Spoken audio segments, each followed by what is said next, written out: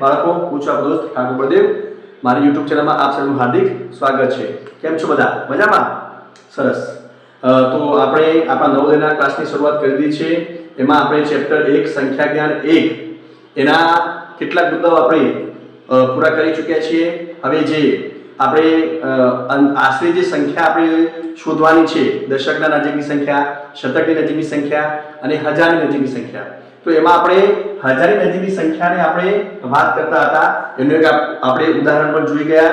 હવે એના કેટલાક ઉદાહરણ અહીંયા આપે છે. તો એ ઉદાહરણ આપણે જોવાના છે કે એમાં આપણે એની સંખ્યા કઈ રીતના શોધી શકીએ, એમાં કેવા પ્રશ્નો પૂછાય છે, એ બધાની જે સમજૂતી આપણે આ વિડીયોમાં જોઈશું. તો મારા આ વિડીયોમાં તમે છેલ્લે સુધી જોડાયેલા રહેજો, કારણ કે આપણે કોઈ પણ સિદ્ધિ મેળવવી હોય તો એના માટે આપણે પરિશ્રમ ચોક્કસ કરવો જોઈએ. તો અહીંયા પરિશ્રમ તમારો એ જ કરવાનો છે કે તમારે આ વિડીયોમાં લાસ્ટ સુધી જોડાયેલા રહેવાનું છે. અને એક સરસ સંસ્કૃતમાં એક સરસ પંક્તિ છે કે ઉદ્યમે હિ સિદ્ધ્યંતિ કાર્યાણીના મનોરથે નહીં સુપ્તસ્ય સિંહસ્ય પ્રવિશતિ મુખે મૃગા. કારણ કે ઉદ્યમ કરવાથી જ કાર્યો સિદ્ધ થાય છે, મનમાં મનોરથ રચવાથી થતા નથી. જંગલના રાજા સિંહને પણ પોતાનો ખોરાક શોધવા માટે મહેનત કરવી પડે છે.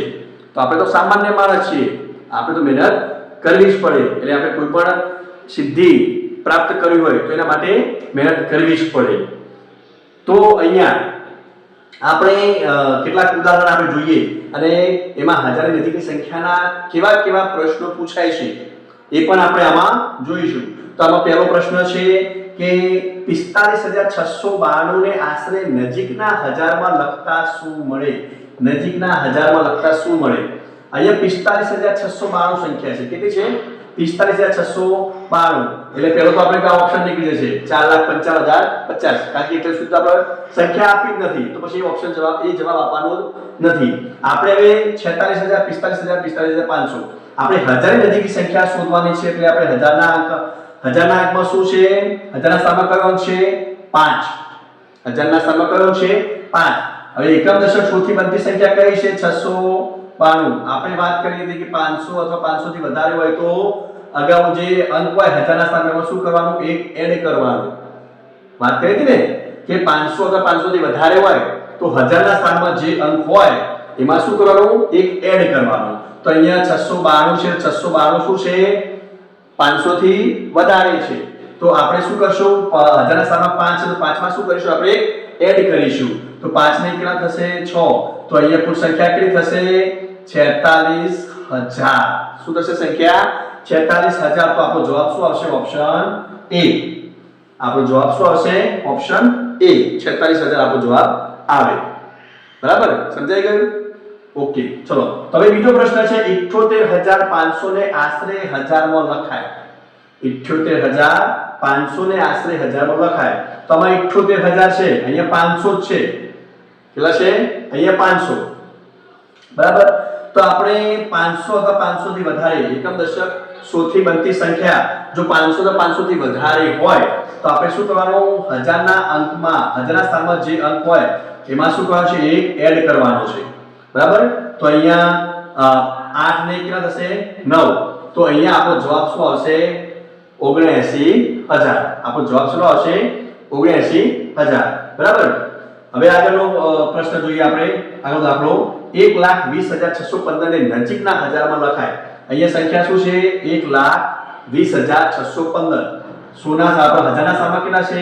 0 અને 500. અહીંયા એકમ દશક સૌથી બનતી સંખ્યા 615 છે. તો એ 500 થી કેવી છે? વધારે છે. 500 થી કેવી છે? વધારે. તો અહીંયા આપણે એક શું કરીશું? એડ કરીશું. તો અહીંયા 1 આવશે. બરાબર? 0 + 1 શું થશે? 1. તો આખી સંખ્યા કેટલી બનશે? 1,21,000.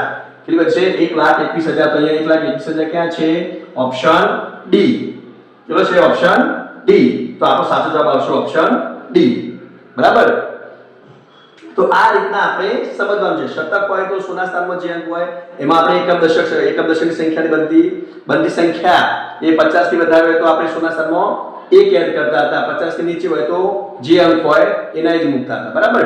હવે હજારનું સ્થાનમાં આવ્યું છે એટલે આપણે હજારના સ્થાનમાં જે અંક હોય અને એકમ દશક સૌથી બનતી સંખ્યા તો 500 થી વધારે હોય તો હજારના સ્થાનમાં જે અંક હોય એમાં એક એડ કરવાનો. 500 થી નાની હોય તો એમાં શું કરવાનું, જે અંક હોય એ એમને રાખવાનો, બરાબર, અને પાછળ બીજી શૂન્ય મૂકી દેવાની. હવે આપણે આગળનો દાખલો જોઈએ. 8483 અને 9581 બંનેની હજારમાં આશરે કિંમતનો સરવાળો કેટલો થાય? હવે અહીંયા શું માંગ્યું છે? કિંમતનો સરવાળો માંગ્યો છે. બે સંખ્યાઓ આપી છે અને બંને સંખ્યાઓમાં હજારની આશરે સંખ્યા, એ બંનેનો સરવાળો કેટલો થાય? આપણે શું શોધવાનું છે? બંનેનો સરવાળો શોધવાનો છે. તો અહીંયા 8483 હજારના સ્થાનમાં શું છે? 8. હજારના સ્થાનમાં 8 છે અને એકમ દશક સુધી બધી સંખ્યા શું છે? 500 થી વધારે કે નાની? તો નાની છે, 500 થી નાની છે. તો અહીંયા શું આવશે? આ હજારના સ્થાનમાં જે સંખ્યા છે એમના એમ લેશે, પાછળ શું મૂકશું? વત્તા 9581. અહીંયા કેટલા છે? 9581. તો હજારના સ્થાનમાં કેટલા છે? 9 છે. હજારના સ્થાનમાં કેટલા છે? 9. તો 581 થી બનતી સંખ્યા, અહીંયા જે એકમ દશક સુધી બનતી સંખ્યા જે 581 છે એ 500 થી વધારે છે કે ઓછી છે? વધારે છે. તો 9 માં આપણે શું કરીશું? એક એડ કરીશું એટલે શું થશે? 10. શું થશે? 10. તો અહીંયા 8000 વત્તા 10000 નો સરવાળો કેટલો થશે? 18000. કેટલો થશે? 18000. બરાબર. તો હવે આપણા આનો જવાબ શું આવશે? Option A, 18000. જવાબ શું આવશે? Option A, 18000. તો આ રીતના આપણે રકમને સમજવાની છે. રકમને સમજીશું તો આપણને જવાબ તરત જ મળી જશે. બરાબર. હવે છેલ્લો દાખલો છે.